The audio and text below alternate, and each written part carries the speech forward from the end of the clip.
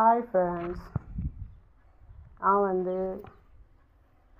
ஒரு வேலை விஷயமா கலெக்டர் ஆஃபீஸ் வரையும் போயிட்டு வந்தேன். வர்ற வழியில் சும்மா வேடிக்கை பார்த்துட்டே நடந்துட்டு வந்தேன். கடைசியில் பார்த்தா கிடைச்சது என்னன்னு பாருங்க. இது ஒரு மூலிகை. இது என்னன்னு உங்களுக்கு தெரியுதா? இதுதான் முசுமுசுக்கு இலை.